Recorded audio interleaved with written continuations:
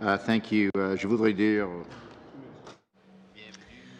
I'd like to say welcome and congratulations again for your new position in this new government. I have a question about an interview that you were on. The reporting of it was around the middle of February.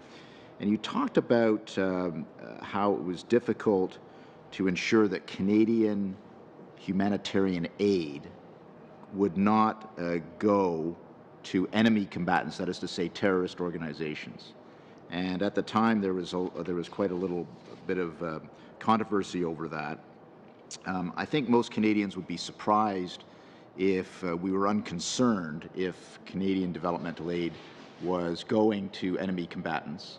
So I'm wondering whether you've been in a position since the middle of February to assure members of this committee and through us Parliament that aid that is paid for by the taxpayers is not going to enemy combatants such as Islamic State or other terrorist organizations. Pour la plupart d'entre vous, peut-être pas tous, mais plusieurs d'entre vous, je sais, avec Most of you, or at least many of you, have a lot of political experience, and so you know that the headlines don't always reflect the real content of a meeting or an interview. You also have a lot of experience in international development, so you know that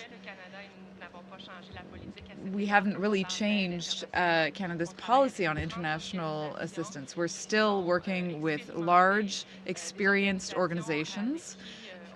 These are organizations with whom we go through the necessary due diligence before we give them any money. We do follow-up of projects on the ground with various teams. We check and validate their results. And so directing emergency funds to communities or villages that are facing great difficulty, in Syria, for example, is not simple. The large international organizations are doing everything they can to get to civilians in besieged areas. And there is no intention to provide funding or anything to terrorists. Now, the three broad principles I mentioned come into play here. And this is what I was saying to the journalist then. The importance of neutrality, impartiality, and humanity. It's so important. No, it's difficult to explain this clearly.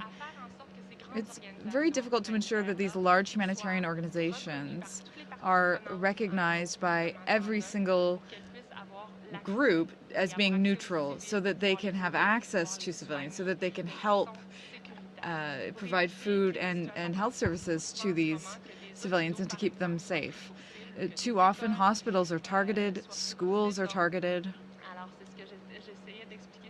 So what I was trying to explain is that it's very difficult for organizations, humanitarian organizations, to get to these villages. But it's clear that all of the efforts and resources given to those organizations are given in the goal of helping those civilians in those besieged villages. Madame la Ministre, bienvenue. Welcome, Minister. In your opening statement, you mentioned that you would be reviewing Canada's international